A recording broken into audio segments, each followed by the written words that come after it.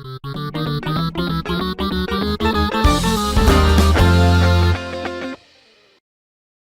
everybody, welcome to Game Mess Mornings with me, Jeff Grubb, your host from giantbomb.com. Thank you for tuning in. In this episode, we're going to be talking about reviews for the next big PlayStation 5 exclusive and how we shouldn't be killing games. It's going to be a good one because we have Eric Van Allen on the show. Eric, how are you doing? I'm doing all right. I was just talking about how cold brew has like nitrous oxide in it or something. They put something different in that thing. It's a beast. So I'm awake and alert right now. I'm in one of those moments where it's like I'll be browsing the internet or on social media, and the term nitrous oxide has been getting to me a lot. Like for some reason, that's like one of the I think it's the latest for like health influencers. Like, oh yeah, nitrous oxide's super good for you. I'm like, okay, what do I? Yeah, I don't know. That's the stuff they put in the cars in Fast and Furious. Right? Yes. Right. Okay. Listen. Maybe I should be on Nas. Maybe that's what I need to like really get me going. Turns out they do put that in the coffee. Look, if I see like the handles at like a self-serve coffee thing and there's coffee and there's cold brew and then there's one that just says nitro, I'm gonna do the one that says nitro. And I don't know what the difference is. Like, why does nitrous oxide in the coffee make a difference? Doesn't matter. I don't care. I just like the fact that it says nitro. I have not had a cold brew this morning. You have. How are you feeling? Oh, I'm feeling really, really awake. Sorry, Poe is my cat, and he has to make himself known whenever I'm on a stream. So this is Poe. No, we appreciate that. Yeah, no, I'm super awake, super alert, ready to talk Saros and whatever else is happening today. There's a lot of news happening in the last couple days. Yeah, we actually got quite a bit here for a Friday, gang. So, you know what? Let's get into it and explain ourselves. We're Giant Bomb. If you go to giantbomb.com/join and become a premium member, you could support us, and that supports independent games media. We are out here doing our thing, and we want your support so we can keep doing that thing. It's what you like. It's what we like. Let's make it happen, everybody. If you do become a premium member, it gets you ad-free versions of our shows. It's going to get you access to many of our premium exclusive shows, including Portal Pals, 9 Lives of Mr. Mistopheles. I have a new Grubb Snacks Premium that went up recently. There's a lot of cool stuff happening there all the time. You could watch the most recent This Is the Run, where we played Who Wants to Be a Millionaire. It was excellent. You should check that out as well. Thank you, everybody who does support us. It means the world. As far as this show goes, most weekdays, I, Jeff Grubb, will piece your gaming life back together. And that includes breaking news and maybe even some of our own original reporting. For all these topics, I'll get the input of a bona fide expert who will make me look smart. If you are watching live on Twitch, welcome. You can always listen to the show later on podcast feeds by searching for Game Mess Mornings or find the RSS feed on giantbomb.com. You can also catch the show later with chapters and timestamps on YouTube. Hello, YouTube. All right, we have a lot to get into, so let's start the morning mess with those Saros reviews. They are in. Quite a few there right at launch. I've been playing the game. I'm not ready to review it, but I definitely have some thoughts. But let's get to the critic consensus here first. Has a 90 on OpenCritic. On Metacritic, I believe it had an 88. So somewhere in that range. Very high 80s to low 90s. Very well received so far. 4 stars from Rick Lane at Eurogamer, who said Saros's narrative often feels at odds with the kind of experience it wants to be, but there's no denying that it's another top-tier action game from Housemarque. Michael Hyam over at IGN gave it a 7 out of 10 and says Saros tries at an interesting and ambitious story it isn't always able to effectively tell, but Housemarque has once again proved that its bullet hell sensibilities mesh incredibly well with fluid and challenging action. I got a 9 out of 10 from Richard Wakeling at GameSpot, a 9 out of 10 from Stefan L. at the 6 Axis, who writes, Saros builds on the excellence of Returnal, furthering Housemarque's blend of third-person action, bullet hell, and roguelite with a more broadly told and ambitious story, a subtly more accessible path for newcomers, and still plenty of challenge for those who crave it. Echoing the game's tagline, Housemarque has come back stronger. And then Giovanni Colantonio over at Polygon writes, Saros' biggest change from Returnal is that it has significantly more meta progression. Every time you die, you'll walk away with thousands of Lucenite that can be spent to unlock nodes on an enormous skill tree. Some of those nodes amount to basic health and defense boosts, and others are more impactful. One permanently unlocks the ability to revive once after dying, a perk that you had to find during a run in Returnal, while another imbues Devrage's melee with explosive properties. Survival isn't so much a matter of learning enemy behaviors and mastering movement, it's about buying a ton of upgrades. Early in the game, I'd usually only reach a boss and die to it before becoming more powerful enough to return and beat it thanks to picking up a dozen upgrades. Have you touched Saros? Have you been reading these reviews? Where are you at with it, Eric? I haven't played it yet. I edited the video review for us over at Game Informer. You can go check that out. It's a fun little video. And it's 6 minutes, which we love to do. We love the short video reviews. Oh yeah, at Game Informer. So go check those out. But Cal Hilliard wrote our review. I think he gave it a 9.25.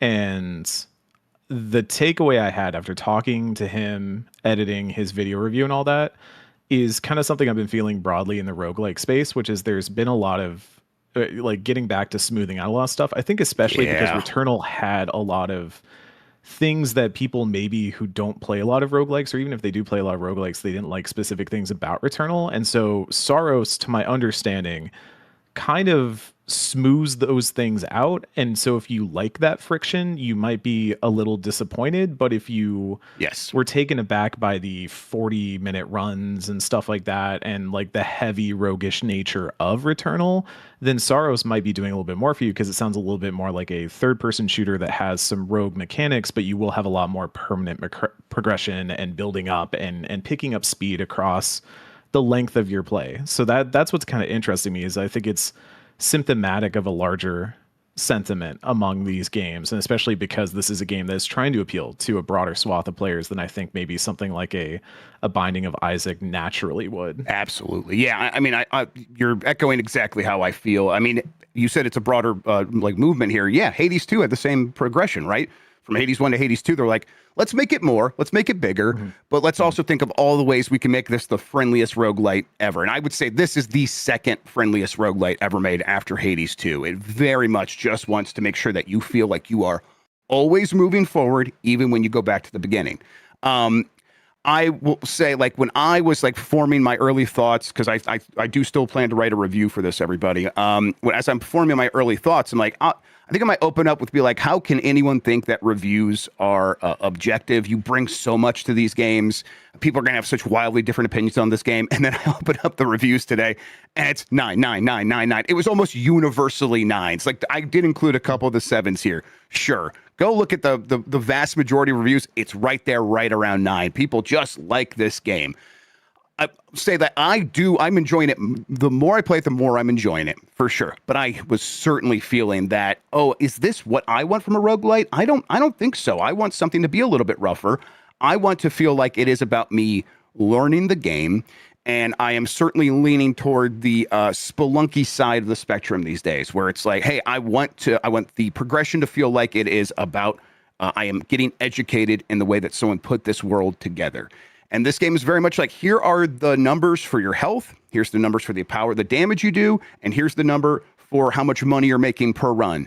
And as you do a run, you can find upgrades to boost up those numbers. But as Giovanni pointed out in his review, a big part of the game is going back with that money, spending it, so you start with a higher baseline number for all three of those buckets. And it just feels like, okay, so I'm just going to get stronger. And that's going to really be what the game is. And I begin to feel like, why am I putting my time into it? Because it's like, I'm just on this natural ladder, this natural stair step of, I'll play it and I'll get better. But I will also really be feeling like I'm advancing more here because my character was just baseline more powerful. Now, I think that's what a lot of people do want. And I secretly think I want that as well. I want the game to sort of make me feel, though, like I'm advancing because of my improved skills. And I think that's always going to be a line that these roguelites have to walk, because that's been the secret all along, is they give you reasons to think that you're getting more powerful because your character's getting more powerful, but secretly you were learning the game and you were getting better. And that's really what actually is making a difference here. And the truth is, for Saros, that still holds true. It just doesn't feel like it holds true early on because I'm so focused on those upgrades. Now, again, like I said, I was getting more and more into this game the more I played. The boss fights are very good. they're very good, and Mhm. that's kind of the thing that really clicked it for me. It's like, man, I cannot wait to get back to that boss and really crush it. And they're not like super challenging. They're not, among the hardest bosses ever. But they are. I think they're right in that sweet spot of I'm going to try 3 or 4 times, going to learn these patterns, and now I know the patterns. I could just go execute. And yeah, that 5th try, that 4th try, I crushed it. Barely got hit. I went in with like half health and no revive. And it wasn't a problem because I just know this boss so well, and that's a very satisfying thing. So yeah, I'm into Saros, and I'm looking forward to seeing what other people are thinking. Is this one that you're going to jump on right away? It's probably not, just because I have so little time in my life for games nowadays that aren't part of work, and my out of work stuff has been completely consumed by a different roguelike. I've been playing so much Slay the Spire 2, like I just Yeah, see cards in my sleep right now. And I find that version of roguelike a little bit more comforting to me, where it just gets harder as I keep going and it gets more difficult, and I have to keep finding ways to twist the system and make it work.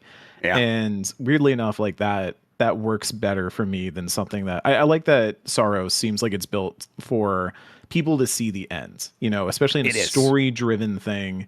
I think a game that wants people to get to the end and maybe like experience some of these systems but still be able to feel like they have progressed and gotten there is really cool, and I like that a lot. But for me, I talked before the show went live about how I drink like just black coffee hot every day, and that's kind of like my taste in roguelikes right now. Is I just need like the cold, The not bitter. cold, the bitter cup of McDonald's coffee of Yeah. roguelikes. That's what I crave right now. Yeah, I mean, again, that's like me saying, like, oh, you bring so much to these games when you're reviewing them, how you feel about them. It's impossible. Like, I can't help but bring Sectory to this game at this point, a game that Been is meaning kind to of get on that. Yeah. yeah, it's barely a roguelite, but it is definitely still a roguelite in that there's some progression between, the meta progression, really just unlocking stuff, and then it's run based. It's a run based game, arcade style. That's where Housemarque comes Score from. attack. Yeah. Score Attack Sectory is a former Housemarque developer, and it's like that's just to my taste right now, and I recognize that is a niche within a niche at this point. So when people are thinking about spending, however, this game's what, a full price game, right? It's like $70. Oh, yeah. I think that the right choice probably is to make the friendliest roguelite you possibly can, and then what they do is, it seems to me, as I play more of the game, is they hide the they do hide it because it's not there when you first started the game. Ways to make the game more challenging, and then there's like the little system where it's like you can add trials, or you can add these buffs to make the game easier or more difficult. And it's not even in like the accessibility menu. It's just like one of these built-in menu options in the game of like, oh, the character Devraj, whatever his name is just adding these things to his run, and you can customize it to your taste. I'm just not at a point where I'm like, oh, if I really just want a game that is going to challenge me in the exact right way, I know where those games are. I'll go play them. I'm not sure if I'm ready to learn Saros to the point where I'm going to dial that difficulty in exactly where I want it, because I just don't know. But I will say, out of the gate, them building a game to see the end is probably the right choice. Yeah. And I appreciate that as I'm like going through and trying to review it as well. Yeah, All right. absolutely.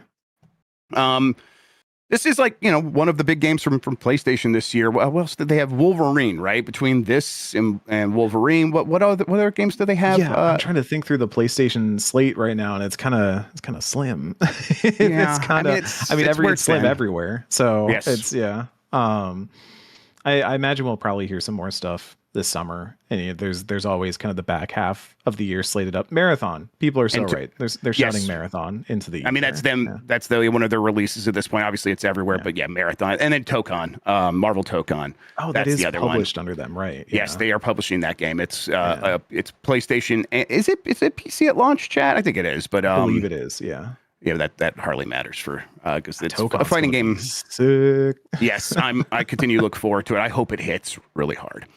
Again, looking forward to seeing what the wider community thinks of Saros. I think this will be one that we can like have a conversation about, like where you started with it. Where, hey, what do we want from roguelites right now? As they do get more expensive, do they have to necessarily change to meet a broader audience? Feels like they probably do. And at the very least, for a game like this, I think they mostly figured it out, as evidenced by the reviews so far. Mm-hmm. All right, let's get to this next story. Gang of Dragon trailer and Nagoshi Studios' YouTube channel vanish amid funding crisis. This is from Joshua Robertson at The Gamer. It's been a little over 4 months since Nagoshi Studios revealed Gang of Dragon at the Game Awards, but during that time, the game's future has already been thrown into complete chaos. That's mostly due to the game's struggles to receive funding. Last month, it was reported that Gang of Dragon backer NetEase has ended up pulling funding for the game after it was told that Nagoshi Studios needed another 7 billion yen, roughly $44.4 million, to actually finish development. That figure had clearly spooked NetEase, leaving Nagoshi Studios treading water and in need of a new backer. Nagoshi Studios seems to have deleted its YouTube channel. Of course, a backer pulling funding for a game isn't inherently the death of a project, but as it's possible that another big publisher out there could pick it up and save Nagoshi's bacon. Gang of Dragon was high profile enough to snag a world premiere trailer at the Game Awards, after all, and we know that those spots don't come cheap. I mean, I don't even know if they paid for that. Seems like one where, because I don't think, even at that point, NetEase wasn't spending money on this game, is my understanding. I think that's one where someone shows up to Keeley's door and says, hey, I got a cool game, you know me, and he says, yeah, sure, we'll put that in here, but I don't know for sure. This, as a reminder, is Nagoshi, who was at RGG, working on the Yakuza games, like a Dragon games. Sort of trying to replicate that here under NetEase with a new studio. It had a trailer. It's like, yeah, that looks like a Yakuza. I kind of can't wait to see what they're going to do with it. And then the story started coming out that NetEase has immediately lost interest in these studios that they helped start, which is, this is one of those. And they weren't going to publish the game. They weren't going to help like market it or any of that stuff. And they're like, but hey, if you as a studio want to figure that stuff out on your own, you can. And now we're at this point where it's like, I think we're going to have to wait with bated breath to see what's happening here because they closed down the YouTube channel. Does that mean that they've sort of broken their deal and now Nagoshi Studio doesn't want any references to NetEase on its YouTube channel, which it probably had a bunch of?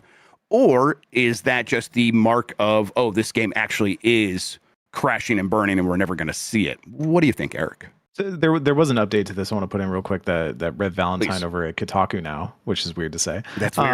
That Cotton put up, which is that the video is now back on YouTube. Okay, good. And things are like the channel is back up, or I should say the channel is back up. There are no listed videos on it, but you can watch the music video if the direct link if you have it. So, and according to Reb, she reached out to comment, did not receive comment from either Nagoshi Studios or NetEase. So this is all kind of just strange. I mean, it was like reported a while back that NetEase was pulling back on a number of its gaming investments, right? That there was kind of a general sentiment of a shifting perception after so many acquisitions and bringing in these big names and these big studios. And I think there's been kind of some wariness. There's always wariness. This is the cycle of, Yes. game studios is they spin up, they look really promising, and then all of a sudden the industry starts to shake a little bit. There's a tremor, and then everybody panics. And so I don't know if this is a Chicken Little situation or if this is just something weird happened, or if there's a shifting just behind the scenes in terms of ownership of a channel or something like that. There are a lot of weird reasons that stuff like this can happen. So I don't know if this is necessarily the canary in the coal mines, but certainly a bird singing. So it's saying something we just don't know what, right? And it's like we can draw the connection here because we know there are funding problems. Is this related to them? We really don't know. But yeah, it would be a shame if we never saw this game. And at the same time, it's still needing $40 million at least to get out the door. You could see a lot of companies that might have been willing to step in at a lower price going, God, that's a lot. And there's no guarantees here. And really, I don't even know who would. It's not like there's a lot of those big companies out there that are stepping into this space. And the ones that are doing well in that space, like Capcom, this is not the business they're in of like publishing half-finished games, working in another engine. They got all their own stuff going on, and they want to have control of it. So I don't know what it looks like for us to actually get this game, but I hope they can figure it out because I want a studio like this to be like, or multiple studios like this to be working in this space of creating cool action adventure, story first, character first games that aren't the biggest, most expensive games in the world, like a Naughty Dog. And so, yeah, I don't know. What do you think the chances are of us actually seeing this one day? I would like to hope in the chances, but like right now, my gut says that it's pretty low. I'm trying to think through my head of how many like high profile cancellations there have been recently, because usually Right. it's just kind of quiet shuttering and then something gets out the door eventually. I'm thinking of stuff like Bloodlines 2, where something just kind of gets shuffled around and passed around, eventually lands on somebody's desk and somebody gets it across the finish line. And I think with Nagoshi attached, that's like the big reason why this could still succeed, is that Yakuza still carries a lot of really goodwill for games. I do like the chatter who said Sega has the chance to do the funniest thing right now. They do. They do have the chance to do something hilarious, but I'd be surprised if that happens. I think realistically, this is something that kind of gets across the finish line the way that something like a Shenmue 3 did. So we'll see. Right. It's this is one of those ones like Nacon could step in if they wanted to, or there was a world once where Embracer up to. Yeah, exactly. Yes. And again, we'll see. The Steam page is still up, right? The Steam, you can go wishlist this thing still right now. It still says coming soon. Nagoshi Studio still listed as the publisher there, as it always was. Again, NetEase was once going to publish it, then decided not to, said you got to do it yourself. So they said, yeah, we'll do it ourselves. So hopefully this is a sign that this game still exists. They believe it's going to come out, and they're just working through some changes as they find someone else to come in with some funding. But we'll find out. All right, up next, Stop Killing Games movement celebrates as The Crew 2 sees further offline mode support added. This comes from Connor McCarr at Eurogamer. The Stop Killing Games movement, which recently made its case convincingly in European Parliament, has claimed some kind of responsibility for Ubisoft's ongoing offline support for The Crew 2. Yesterday, Ubisoft rolled out an update to The Crew 2 hybrid mode, which it introduced last October, which makes the game available offline as well as online. The update makes livery tweaks available offline, driver statistics available offline, and adds an innocuous-sounding back to login button, which saves you having to reboot the game when you try to change from online to offline mode. The Stop Killing Games Twitter account reacted to this update, taking a portion of credit for the existence and continued support of The Crew 2's hybrid mode. The post features 2 videos of Stop Killing Games founder Ross Scott, who in the updated video says, "We inadvertently saved 2 games. The other game he's referring to is Crew Motorfest, which is due to receive an online mode, but hasn't yet." This one definitely has piqued my interest a little bit here, Eric, because Ubisoft leading the way, and the other companies sort of doing interesting stuff in the space of taking an online game and then preserving it in an offline mode for forever is Nintendo with Animal Crossing Pocket Camp Complete. It's odd because it's like it's Nintendo and Ubisoft, and these are not usually the vanguards of preservation and ensuring that they respond to the needs of their consumers who are worried about losing access to a game that maybe they didn't even pay for in the case of Animal Crossing, but they maybe spent a lot of money on, or that, was always positioned as an online game like The Crew. Now, of course, Ubisoft got into a lot of hot water over The Crew 1 because that game did get delisted. People who own that game can no longer play it because the servers did get shut down. But Ubisoft has done a little bit of a 180 here for The Crew 2 and put out that hybrid update in October. And when I see it, it's like, okay, and now they're updating that. They're listening to feedback. They're making the changes.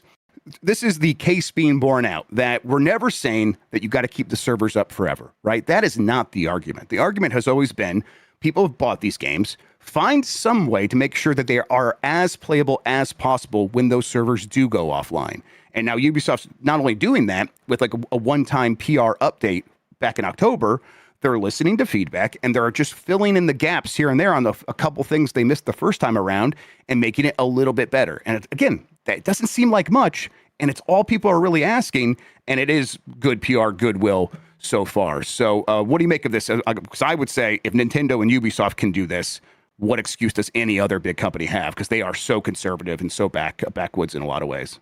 Yeah, there's been some cool history of this over the last few years. I mean, so you have like kind of Capcom also did the same. I think when Exoprimal finally stopped getting updates, they basically said, I didn't realize that. On life support, but I think you can still go play Exoprimal if you want to. Okay. And modders have been around doing stuff for a while. I want to say Evolve and some other stuff are still like available online because of that.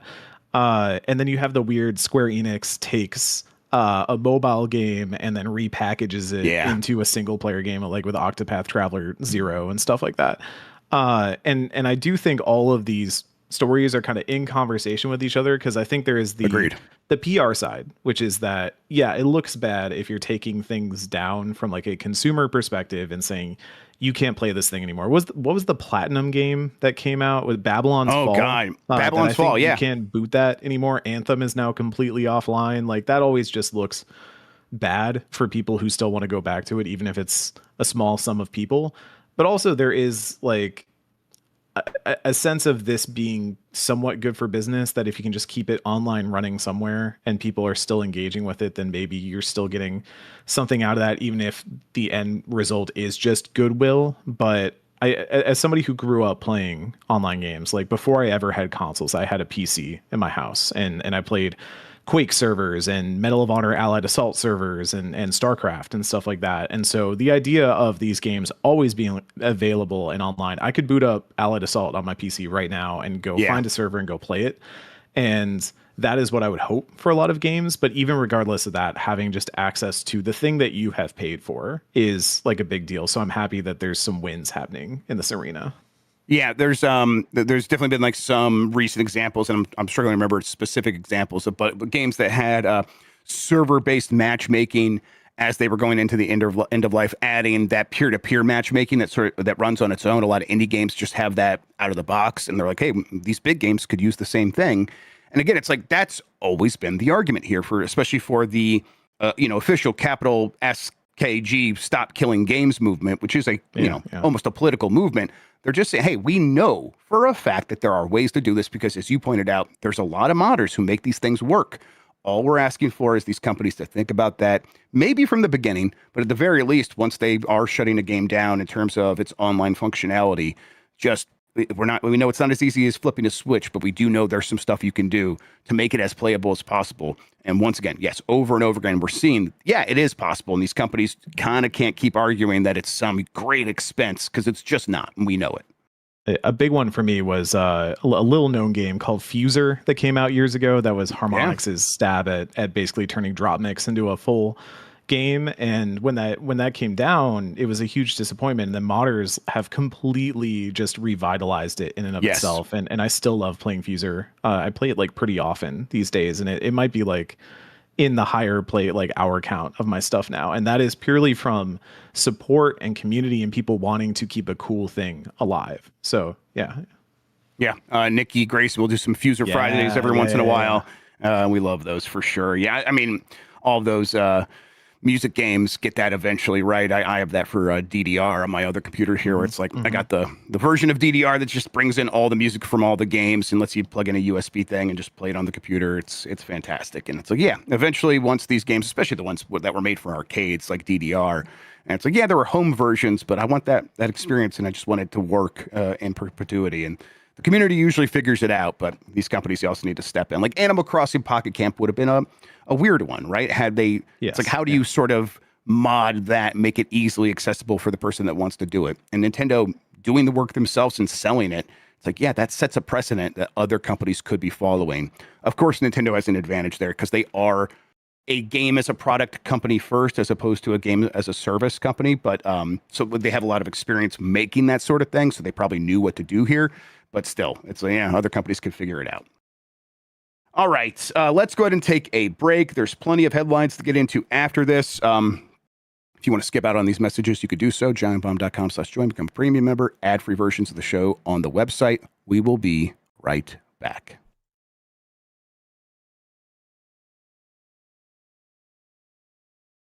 We're back. It's Game Mess Mornings. That's Eric Van Allen. I'm Jeff Grubb. Let's get on to the next story here. Microsoft Gaming reverts to Xbox branding as part of new mission statement. This is from Sophie McAvoy at gamesindustry.biz.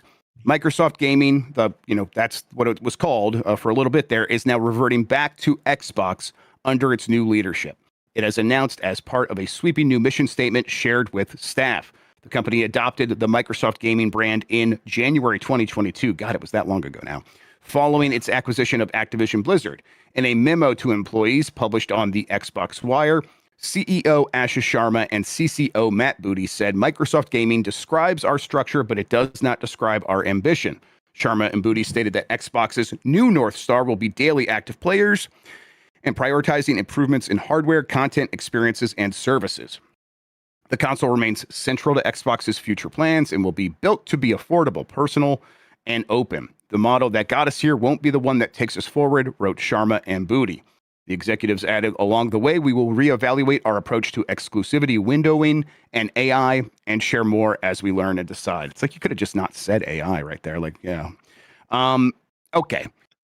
I'm at a point with this story, Eric, where I'm like, every day I put together this show, and it like this stuff it feels less and less newsworthy every day. The fact, things are changing over at Xbox. It's still newsworthy. It's a whole lot of talk, right? But there was a time where it's like, Xbox is at least the company that's trying stuff. They're throwing the hey, we have a different equation for how things can work, so we're going to try this Game Pass thing. So everything they were sort of trying was newsworthy because it was different, and it had the potential to shake up the industry. And we've come to the end of that story, really. And there isn't some new shakeup that they have planned other than they need to figure out their own future. And they don't seem to really know what it is other than we're going to try something different than what we were just doing. So it's like, okay, at a certain point, we're going to get to a place where Ashish Sharma says something, and I just am not going to include it in this show anymore. We're close. We're not quite there yet. But as they say things like, okay, we're going from Microsoft Gaming to Xbox, what do you think they're trying to say by that? What do you think that means? Does it have any effect on how anyone should approach this brand going forward? The way this letter came out was very funny to me. I just want to say that up front, that this was the sort of thing that would normally, it gets sent around internally, but that it's sent out with a wide enough net that the right people are going to pick it up and then publish it on their blogs and things like that. So they were just like, let's just post it on the Xbox wire and cut out the middleman. And that did make me chuckle a bit. But I feel like I've been hearing this song and dance from Xbox for a while. This is kind of always the posturing of Xbox, is that like, we're changing gears and we really believe in the future, and then we get back in the cycle. And granted, every company goes through this. I'm not particularly invested in any sort of like standard shaking console war stuff going on. That could not interest me less. But with Xbox, it's had some of the biggest headlines of the last few years, and how it has drastically tried to augment its gaming studios, add new people to the mix, change up its strategies. It feels like it is honestly always trying to make headlines with like, this is the year of Xbox. And then the next year is, this is the year of Xbox. And I'll just believe it when I see it. And like, they have some cool games coming up. I'm down for a Fable. That'd be nice. And I sure hope all the developers under Xbox are doing all right, because Xbox has also had a lot of layoffs and I believe there was a report going around the other day from Microsoft about voluntary buyouts at the company. And that seems like that's happening. Yep. Concerning.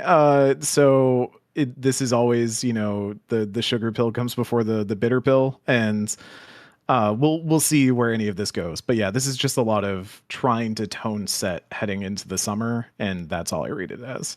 Yep, it is.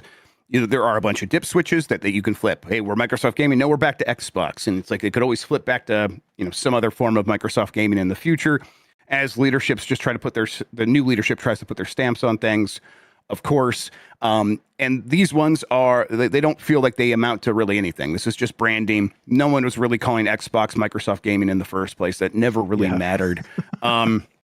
What did matter was they had a lot of people making games, and now it sounds like they want to have fewer people making games because some of those layoffs are going to hit Xbox. Those layoffs being the voluntary retirements, the voluntary buyouts, right? But that's a layoff. And it's like, okay, yeah, that seems like the more important story here, and that goes hand in hand with now they're charging less for Game Pass. Do they expect a lot of growth from Game Pass now because they lowered the price to make up for the difference of money that they were bringing in for that? It seems like maybe they don't expect that because they're doing voluntary buyouts. That's the real stuff of the choices being made over there that actually matter and affect people. And this is the stuff that they can put into a blog and say, hey, we have a vision for the future, and it starts with Xbox is back. very easy to say. Will and it's very easy to like even feel that going into something like Summer Game Fest, where they have a good show and they have some good games, and maybe they string a couple of good, well-reviewed games in a row, back to back, and all that stuff. And at this point, it just doesn't feel like any of that's going to change their fate.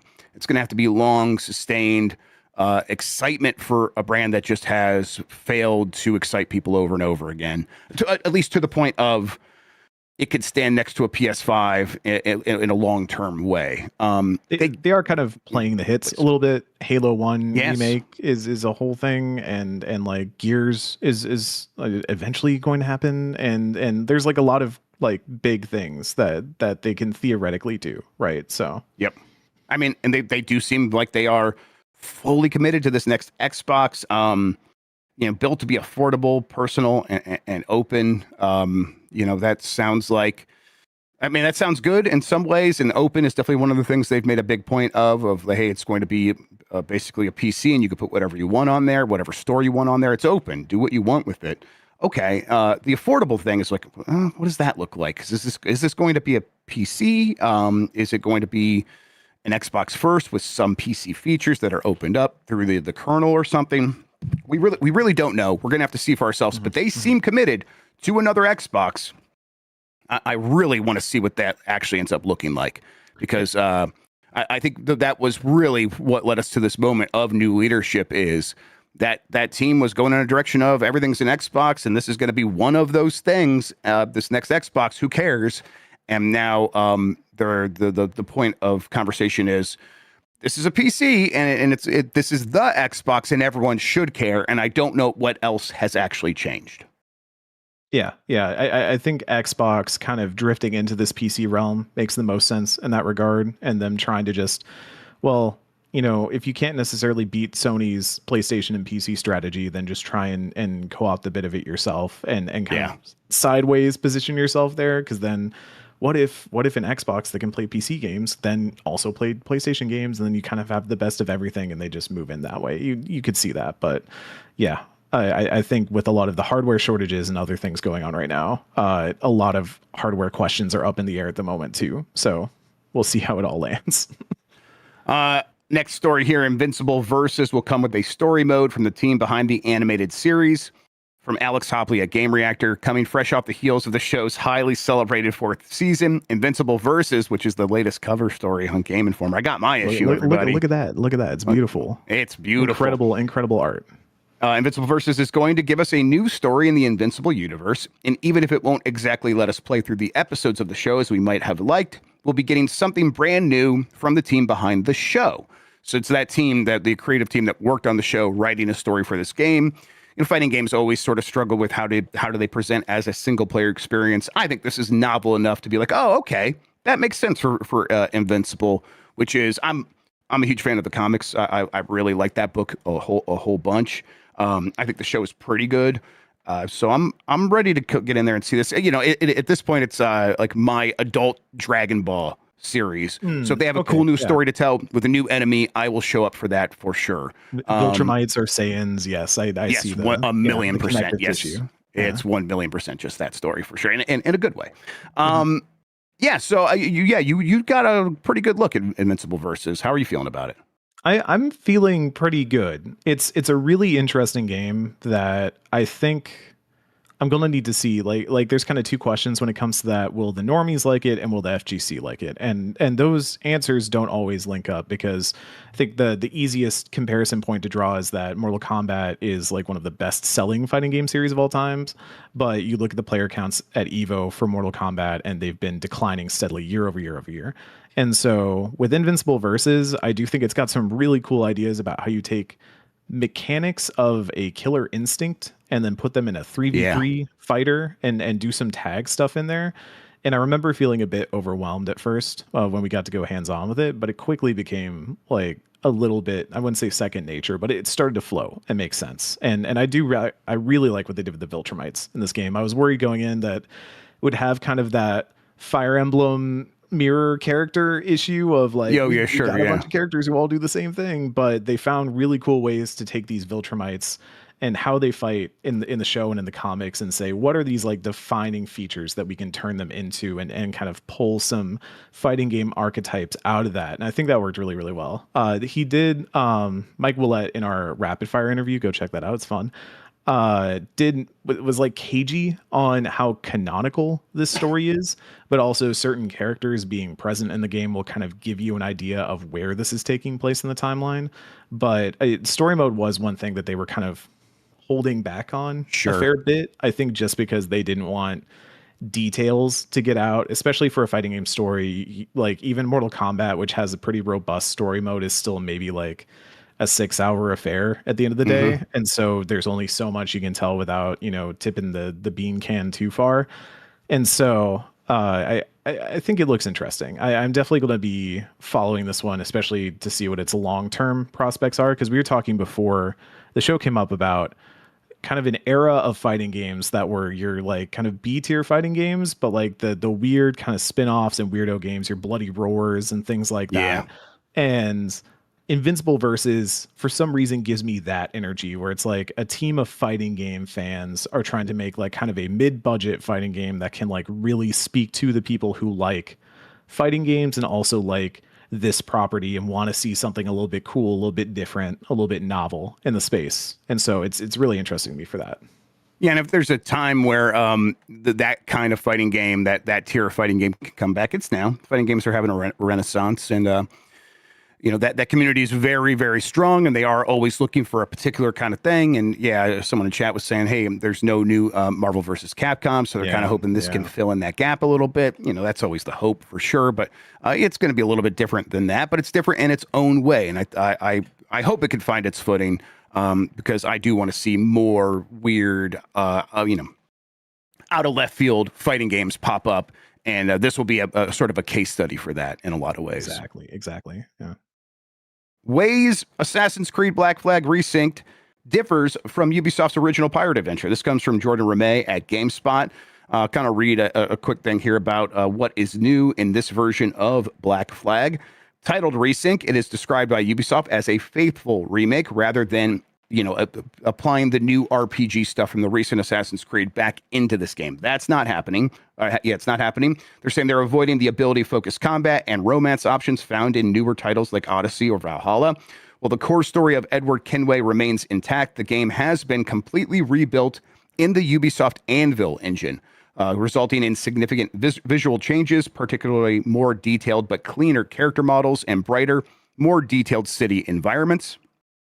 Gameplay enhancements include a faster combat system with a focus on parrying, new parkour moves like manual ejects, and the addition of a crouch mechanic. Basically, you can go into crouch when you want. In the original game, it was like automated. I can't remember exactly. Notably, it's been a minute since I played. That's like 13 years ago. Notably, the remake addresses fan criticism by removing automatic mission failure for tailing objectives and adds new content such as 3 recruitable characters for the Jackdaw and their own loyalty missions, new story arcs involving Blackbeard instead Bonnet, and the ability to adopt a pet monkey or a cat. Okay, never mind. I'm buying this thing for sure. Yeah, okay. Yeah, that sounds good. You can do that in real life too. Nothing is stopping you. The monkey one, God, these Ohio laws, I tell you. I'm a sovereign citizen. Let me have all the monkeys I want. Exactly. This seems pretty cool. I think this is the right way to approach one of these. 13 years actually is quite a bit ago, so it's not insane that they are bringing this game back to me anymore. And yeah, the edits make sense, right? The getting rid of the automatic failure when someone spots you in a mission where you're tailing them. Perfect. Yeah, that's the exact kind of edit that will make this game actually better. And it doesn't sound like it stops there. It's like, oh yeah, the yellow hue that was in all those games back in the day on the Xbox 360, and I know this game was also on like Xbox One and PS4, but it was still that version that was built for Xbox 360. That's gone, and visually it just looks cleaner and crisper. And it's like, oh yeah, okay, so this is going to feel like a new experience, maybe just because of that. And now they're taking this opportunity to make it a better game in all these subtle ways. Yeah, this is the right thing to do with Black Flag, in my opinion. What do you think?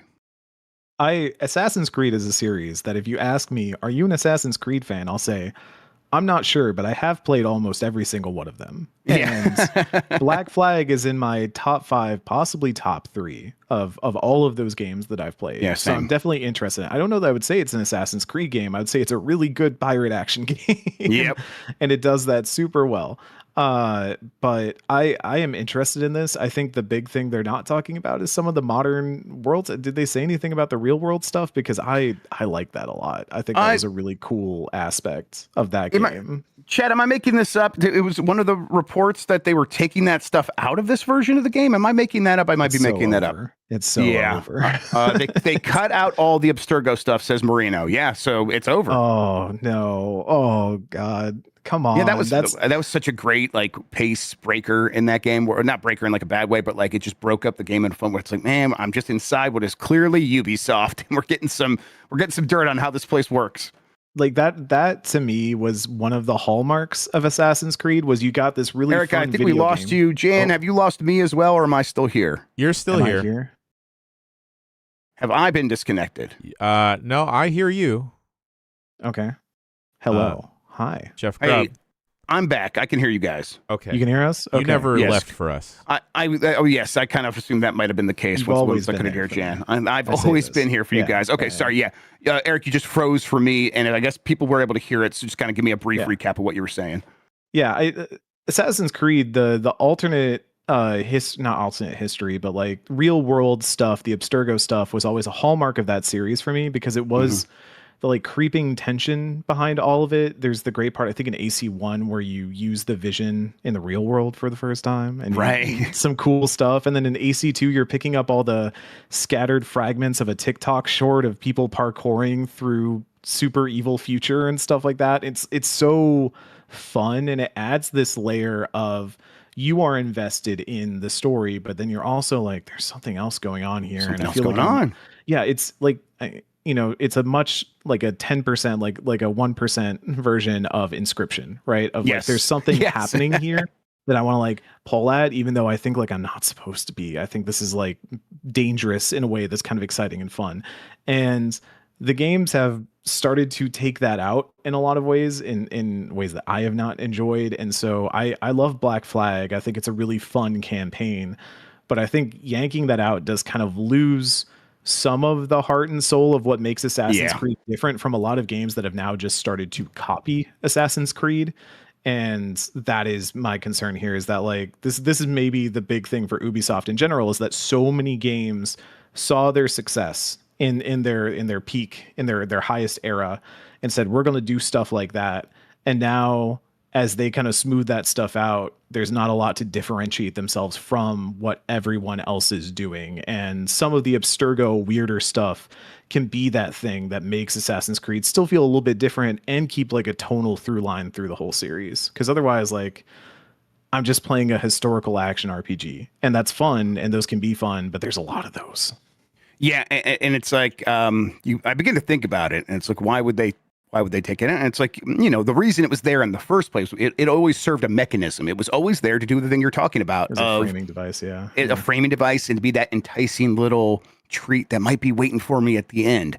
And they can't, it's the will they, won't they? They can't actually deliver on the will they, because then the magic's gone, the chase is gone. You have to have the chase there. And so going back to this and keeping that Abstergo stuff the same as it was probably like a difficult thing for them, because they're like, we've changed up like what the enticing meta story is so many times, to kind of go back and reestablish what it was back in 2013 or whatever year it was, would kind of put us back into a corner, and we just don't want to deal with that. So yeah, it's a mechanism there to like make players go, man, what is inside of this mystery box? And the second you you'd be like, hey, it's been 13 years. Obviously, we have some answers to the ones that were in this game. It's like, well, no, we don't, because we never meant to answer them. That's not why it's there in the first place. And say, yeah, okay, yeah. I get it, but it does kind of show the weakness of that strategy.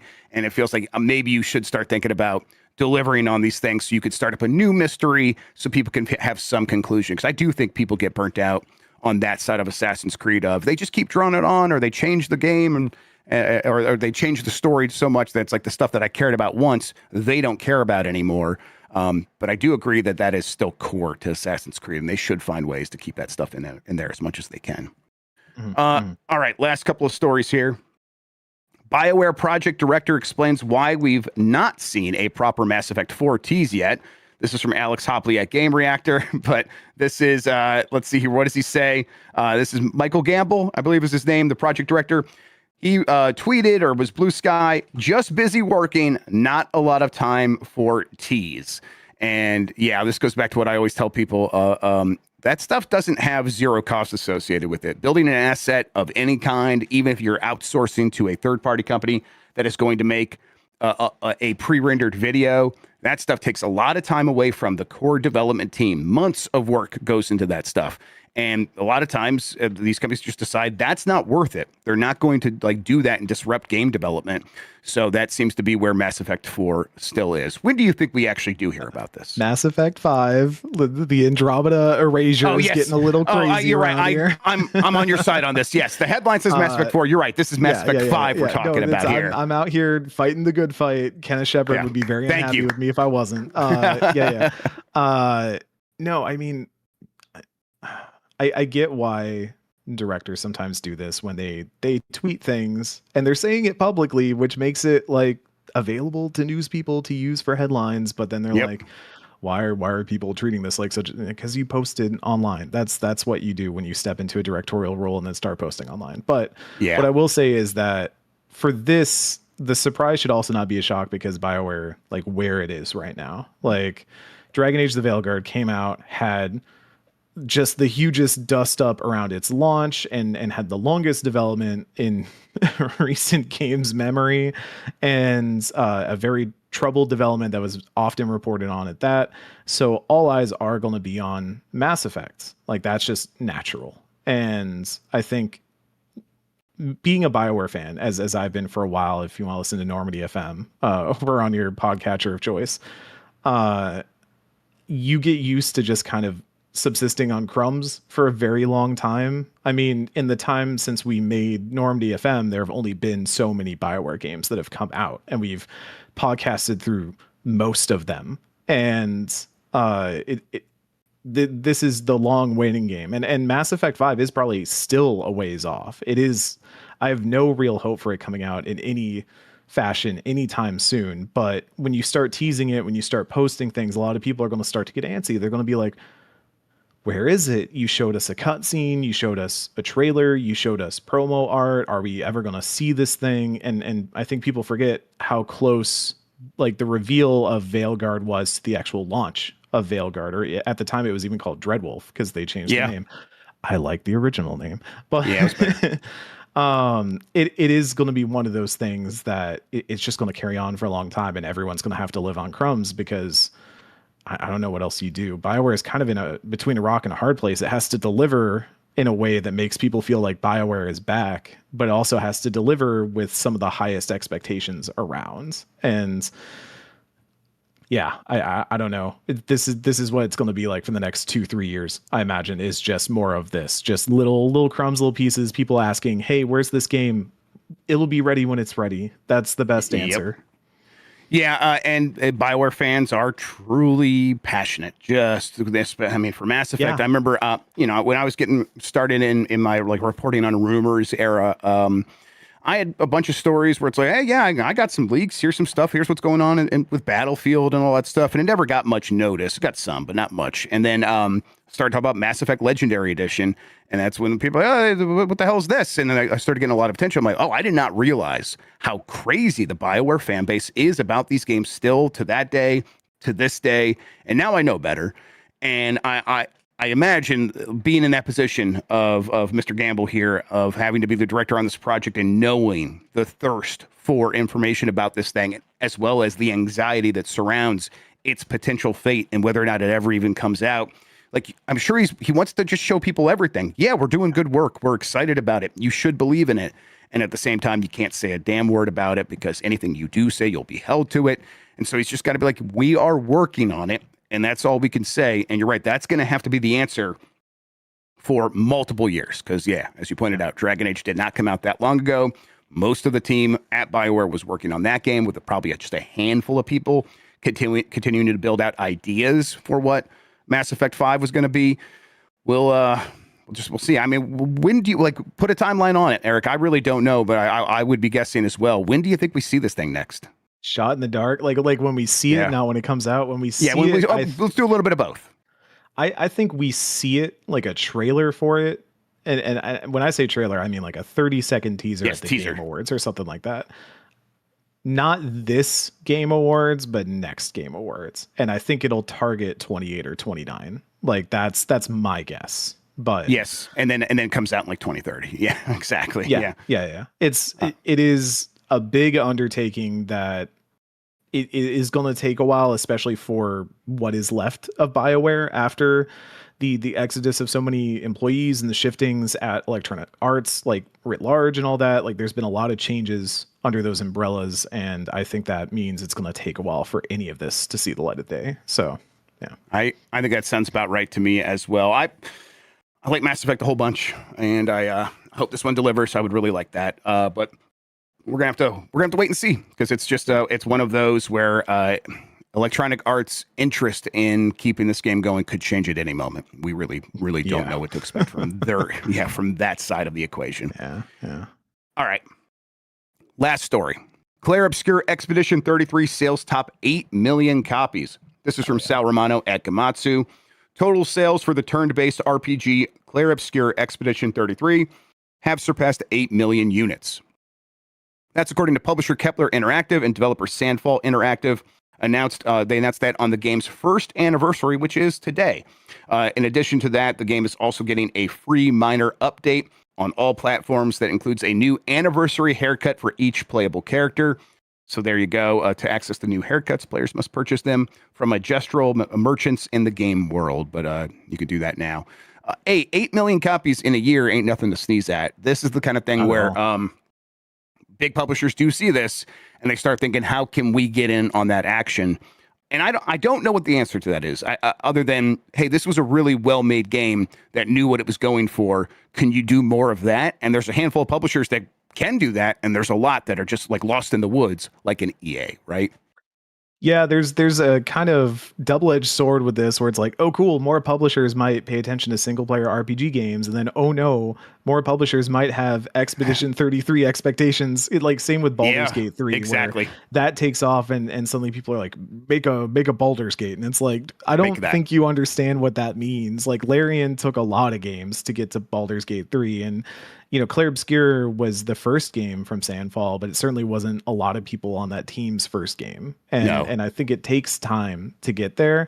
But if anything, like, I think for me, this shows that there is a market for a wide budget of games, and certainly a version of AAA that is not chasing excess, if that makes sense. Like, Clair Obscur was in many ways targeted to not be on the level of, say, the highest of high AAAs. I love that there are things that exist like Rebirth and Resident Evil 9 that are those super high fidelity, super well made, like top of the line games, pushing as far as they can at all times. But Clair Obscur kind of found like a good 2/3 way up that scale and targeted just that, and that's awesome. I love that. That's the dream right there. So hopefully that is the takeaway, but broadly, just more interest in independent studios would be a start. And especially, hopefully this puts more attention on independent studios that don't have to come in by saying, like, we have people from Ubisoft and Riot and Blizzard and so, but like, we just have a really solid vision for a thing we want to make. And that's always the tricky part, because usually people want to hear the former before they hear the latter. And there's a lot of great indie studios making great games that struggle to get funding. So I would hope that they can ride some of this rising tide as well. But as far as RPGs go, I mean, it's funny. A lot of people still have that whole thing about, like, well, turn-based RPGs, how are they doing lately? Or turn-based RPGs still? I was going to ask you, as the RPG guy, like, multiple different turn-based RPGs have been GOTY contenders. We have Metaphor, we have Clair Obscur, we have Baldur's Gate 3. Every year, like, some turn-based RPG comes out and blows everyone out of the water, and that's exciting. Like, RPGs writ large have been in a really good place, from your higher end to like lower end stuff like Quartet and things like that.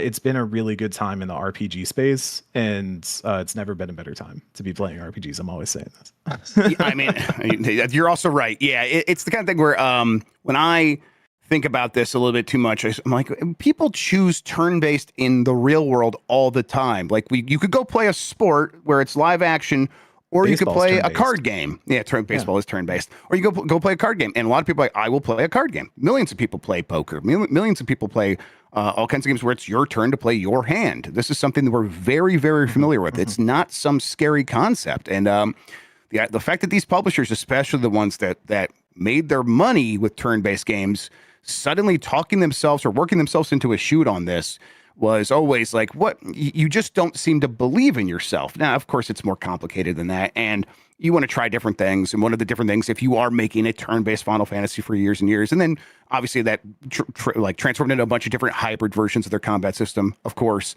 you try a real-time action-based one with Final Fantasy 16. But I do like 16 a lot. Yes, I'm actually a 16 defender.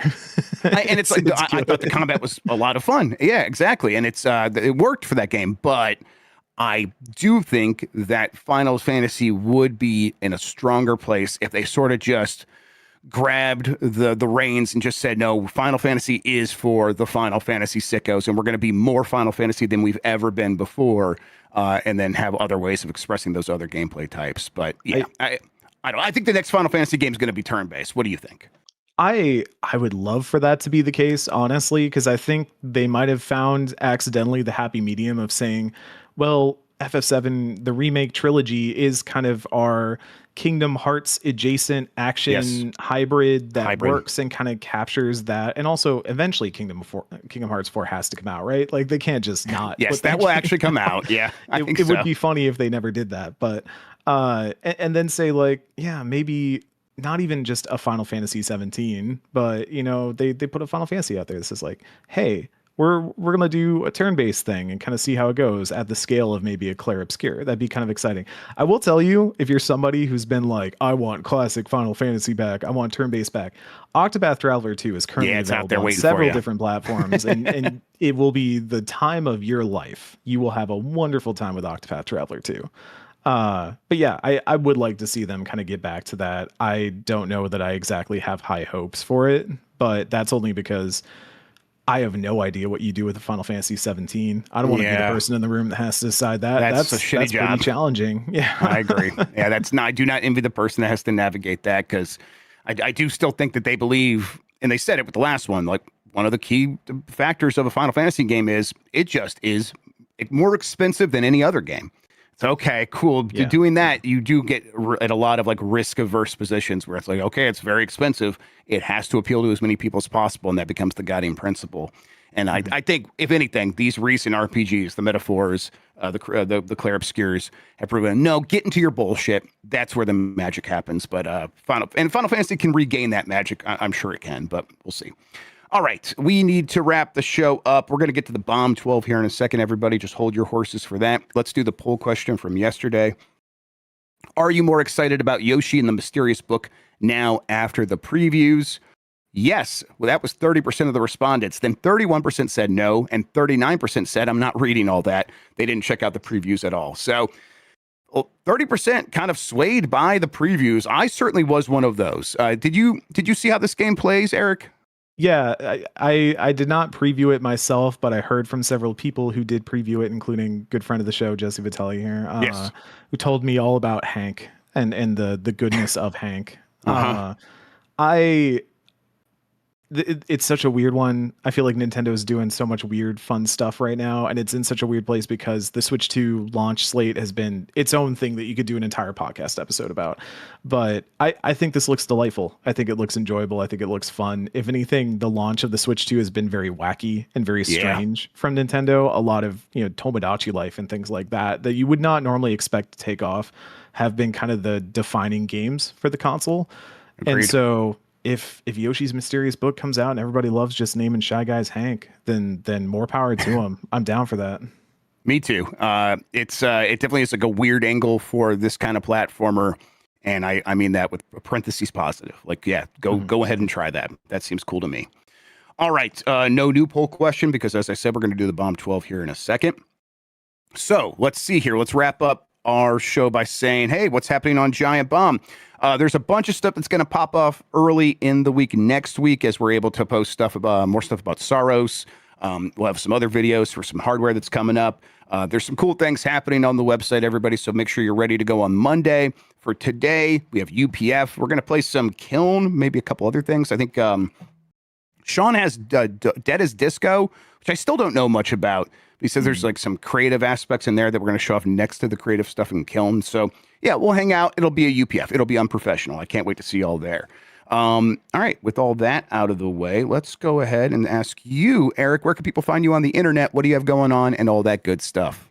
I am Eric Van Allen. I'm a video editor at Game Informer, which still feels weird to say, even though I think I'm coming up on my 1 year anniversary pretty soon here. Getting there, right? Yeah. Yeah. It's been a wild, weird year for me. It's been really cool. Go check out Game Informer, gameinformer.com/subscribe. You can also pick it up at your local bookseller, Barnes and Noble, Books A Million, and some other stores. Who cares what they're?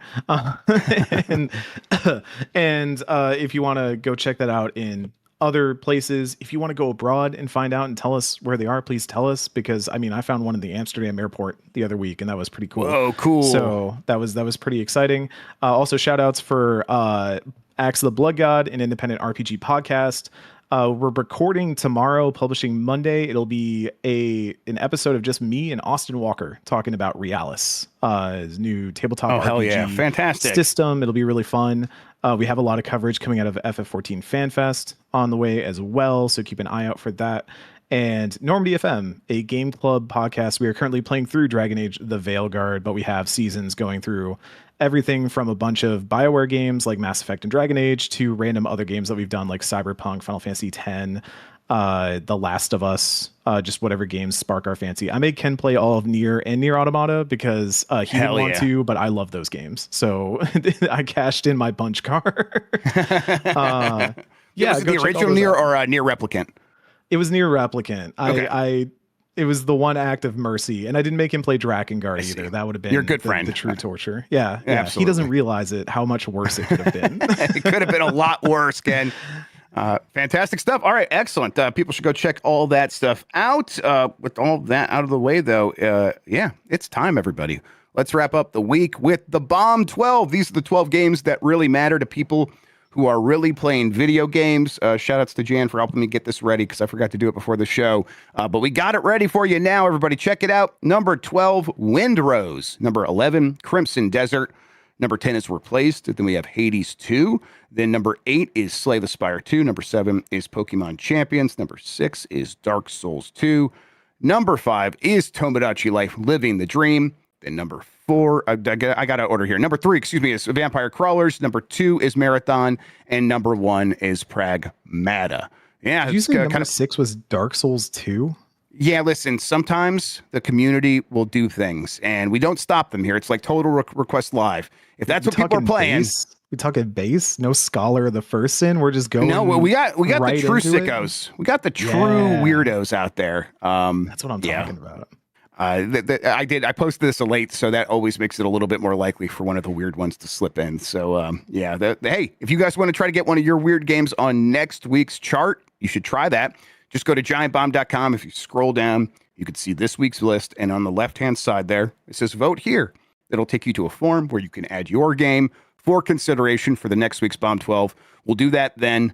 Thank you all so much. All right, Eric, thank you for hanging out with me today and talking about video games, man. I really appreciate it. Appreciate you. Thank you. Absolutely. We'll make it happen again soon, everybody. That was great. Thank you all for watching and listening. You're the best audience in gaming. Until next time, have a good one. Take care of yourself, and goodbye.